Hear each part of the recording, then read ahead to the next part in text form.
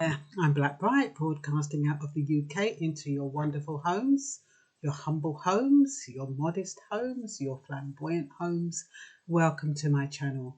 If it's the first time you're passing through, you probably know the drill. It's thumbs up if you like what I talk about. It's thumbs down if you don't. It's subscribe if you want to see some more of me, and it is share if you want other people to know what I'm talking about and you want to boost up my channel. I mean, you don't have to do anything, but it'd be nice if you did. A lot of times people just watch it and they're just like, oh, I can't be asked. But if you could be asked, that would be nice. Anyway, I want to talk about the Black Pant. We're constantly told that, we're made to feel in this country that, more or less superfluous to requirements. We're not worth anything. We're only good as criminals. And all the negative things you can think. That is what they bandy around. Well, some of the politicians do when they're trying to get their votes. They try to make it look as though black people are a burden, and they're not offering anything to the economy, and they're not doing anything for the economy, and they're draining resources, and they're taking our houses, and they're taking our jobs. You know, the usual. But it's very interesting that black people alone constitute about 300 billion a year in spending.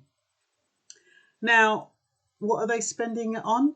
I mean, sometimes I remember when I went to college, and sociologists were saying that black people they love to spend money, and you can guarantee that black people will spend money as soon as they get it, whereas white people are more likely to save. I'm not quite sure what level of black people they were talking about and what level of white people they were talking about, because you've got white people that spend like water, and you have black people do, and you have black people that save, and you have white people that save. So I don't know what they were talking about, but they were making this generalization that money just cannot stay in a black person's hands.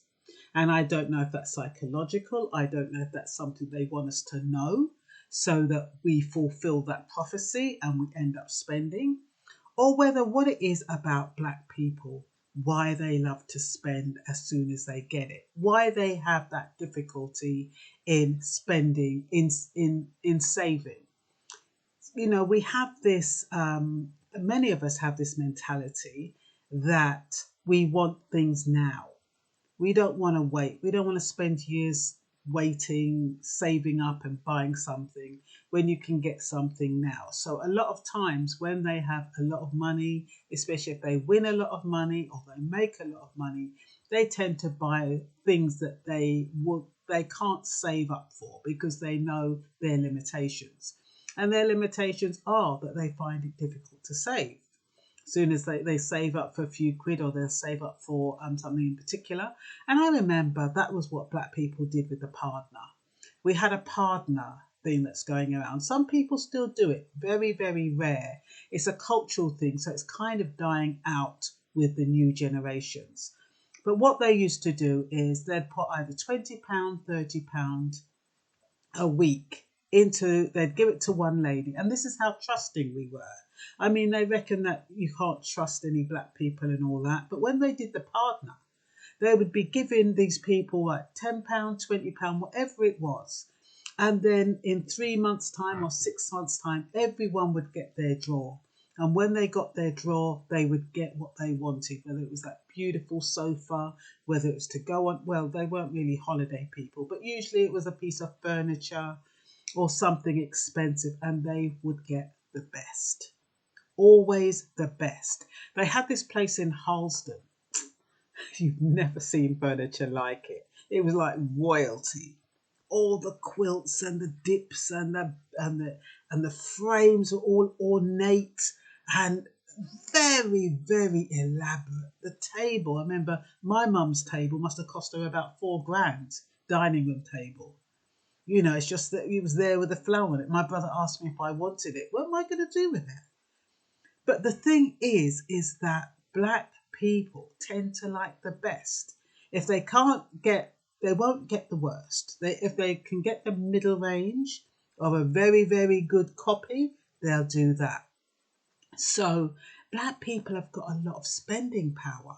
And the advertisers have realised that, even though the politicians might want to make it look like we don't spend money or we haven't got money, when you think 300 billion is black and ethnic minority pound, the black and brown pound, that is a lot of money. And I'm going to show you a video because somebody set up something about the black pound. But let me just give you a few little statistics first. According to the promoter.com, black consumers are worth 300 billion a year. I'm not sure how it's calculated, by the way. New research estimates, however, that data compiled by the Institute of Practitioners in Advertising, that's the IPA, state that BAME population in Britain wield vast spending power. Apparently, we spend over 50% of the overall spending. Purchasing power increases if we include our mixed race population. In 2012 Multicultural Britain, it says that despite us being big spenders, we are hard to target. Now, some people want to fight that, but it's probably true because I think yes, we have a big lot of spending power, but at the same time, we are quite random buyers. We're not consistent in our style. We're not consistent in whatever we buy. We just aren't consistent. I mean, yes, they could say we buy hair and beauty products, but we don't buy them online, so they can't really track that. Well, a lot of people don't buy hair online because they don't know what they're going to get, so they tend to go into the shops.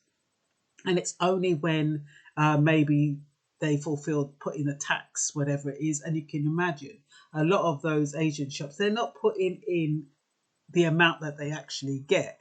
I'm sure that they're kind of, fiddling the books a little bit. So they're probably getting double or treble what they're actually quoting. So these figures are probably even out. But if somebody was to try and track my spending habits, it'd be the most difficult task because I just buy anything, whatever I feel, whatever I need, and it's never the same thing twice. So I buy wigs, I buy phones, I buy laptops, supplements, hand creams, watches, clothes, speakers, headphones, lamps. The other day I bought light bulbs, and then I bought some paint, and then I bought some, like oil paints and brushes and canvases and stuff like that. And then I've bought some wiring, bought some chargers. So you can't track somebody like that. You can only track people who are consistent and who are consistent with their purchases. So it's very difficult, even though they know we spend a lot.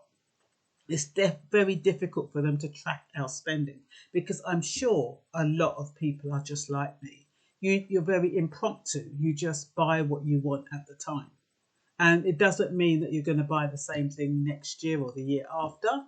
You could change your mind. So I think that is why they say we're difficult to target or hard to reach. Maybe that's why. That's just my thought. But anyway, apparently we spend thousands on beauty and hair products or on technology. But we're clearly a valuable market. Tend to buy brand names, which some people say are stupid, but they have some very, very good copies now. And I think people are moving away from brand names now. I think they really are. Number one, I mean, I know young people still want them, but that's up to them if their parents want to encourage them to have brand names. But you have very, very good quality clothes and trainers that don't have to be brand names. And I think and I hope that they're moving away from those brand names. So like I said, the government keeps on making out like we're not spending money. But as I said, it's nearly 300 billion a year. So they're hoping that the black or brown pound will raise awareness, which is why I've done this video. And I am going to show you the video in 1 second. But I was just wondering, do you think the government in whichever way they pay us or give us money, do you think they'd give it to us if they thought they weren't getting it back?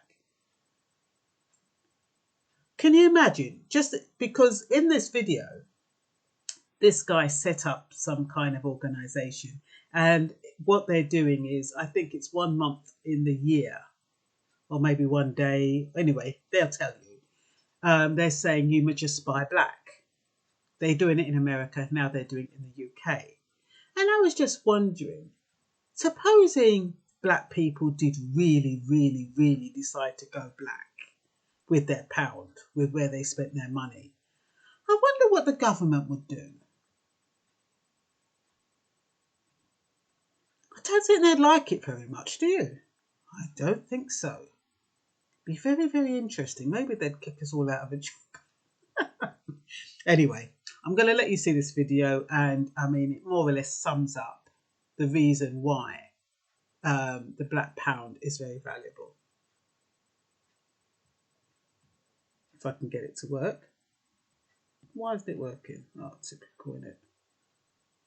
Everyone is being encouraged to buy black. Spending your money at a black-owned restaurant, a black-owned business. It was a simple initiative that started in America, supporting black-owned businesses. Tuesday, July 7th was designated Blackout Day, a call to action, and a day of solidarity in America where not one black person in America spends $1 outside of businesses owned by black people. The day was aimed at highlighting how the black dollar powers the larger US economy and how America would be a very different place if black consumers didn't participate. Now the same initiative has been replicated here in the UK with great success. It was started by recording artist Swiss, who coined the term Black Pant Day. His idea has been to celebrate black-owned businesses and give the black community both an emotional and financial boost. His campaign is set to be a monthly event designed to encourage people to buy products or services from black companies in the UK. Black-owned businesses have seen a huge surge in their sales and orders, allowing them to further expand their businesses. Bespoke Binny is one of those brands. Natalie Manima is the founder of Bespoke Binny, a homewares and lifestyle brand that uses African prints. She says Black Pant Day has meant her business could expand much quicker than she thought. It's been astronomical, so I made a month worth of sales on that one day. In here, which is where we are, my studio, that's enabled me to get that, because before that I was working off of my dining room table, so it allowed me to put down a deposit on a studio and feel confident that I could actually pay the rent. So it's been transformational for me in Bespoke Binny. Meet Jacqueline Kusamoto, co-founder of Candor Beauty, an online retailer for beauty products aimed at black women. She says Black Pant Day has been key to the success of her website, which is less than 6 months old. We saw an increase on that day. Definitely an increase in demand, and also just interest as well. So we see our social media following increasing as well as so it's just everything in all areas. Candle Beauty, there's been an increase, and definitely Black Pound Day has contributed to that, especially on the days we see it. Definitely, like where, for example, we'll get 30 orders, Black Pound Day maybe we might get 40 to 60 orders. Trips to my house. Annie Beatson is the founder of hair care brand Luxmore London. She says Black Pound Day has been great for her business. The first Black Pound Day was actually a really big success for my brand. We actually made 4 times the amount of sales that we made in the previous month, and so it was just fantastic. Like we in that one day we actually matched the whole amount of sales that we actually made in May.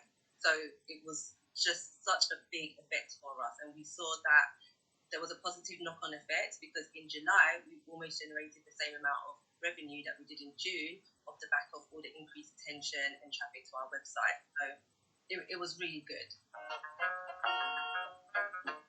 The power of black businesses cannot be underestimated in the US or here in the UK. Recently, we have seen superstar Beyonce highlight black-owned businesses in Africa on her directory on her website called the Black Parade, which benefits Baygood's Black Business Impact Fund. The next Black Pound Day here in the UK is on the 5th of September, but that shouldn't be the only time to support black-owned businesses. I think that it plants a seed. So I think Black Pound Day, yes, it's a day that everyone's chosen to support black businesses, but I think it starts to plant a seed in our mind of actually thinking about buying black owned when we need something. And I think that will start to trickle down, not just on that one day, but on other days as well. Black Pant Day seeks to make some noise about the groundbreaking work that the black community is and always has been doing. Make a point of supporting black-owned businesses all year round. Afia Dome, Arise News. Everyone is being encouraged to buy black. Spending your money at a black-owned restaurant, a It's going black-owned back business. again. Everyone is being encouraged to buy. Yeah, so I thought I would share that with you. So on the 5th of September, that's the next Black Pound Day. So it's just for one day. Not quite sure why it's just for one day as opposed to not a week or something. There must be a reason behind it. But yeah, I guess they don't want to ruffle too many feathers, which is probably the reason. But like I said, 5th of September 2020, which is just a couple of weeks away, do your duty. Do support black-owned businesses. I mean, you can get your food, you can get your drink, you can get your hair, you can get your product, anything you can get from anywhere else. And do remember that it may be a little bit expensive. Why? Because black people cannot buy in the quantities like Asians whose whole families get together and then they can all divvy out the price so it's not so expensive. So everybody gets together and they all put their money together. So they get a better deal when they buy wholesale. Now you might say, so why don't black people do that? Why don't black people all get together and why don't they do it such that they get some good deals? But the thing is, not everyone's the same. We were all made different. I don't think we should knock black people all the time, comparing them to other nationalities, comparing them to other cultures. We are different. We were made different for a reason. We don't have to copycat. And yes, it may be to our disadvantage. Yes, maybe we don't have a lot of businesses on the high street. But maybe we're not meant to have a lot of businesses on the high street.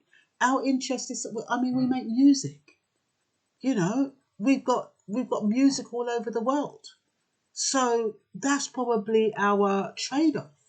But whatever our trade-off is, we mustn't keep comparing ourselves to other people. We'll do what we can while we can. We do have entrepreneurs. We have black entrepreneurs. We can support them. It doesn't mean everybody should have a business. Every black person should be aiming to own a bank. It doesn't mean that. It just means you follow your passion, whatever that passion is, and we as the community will help you support that. And that's all I've got to say for now. Bye-bye.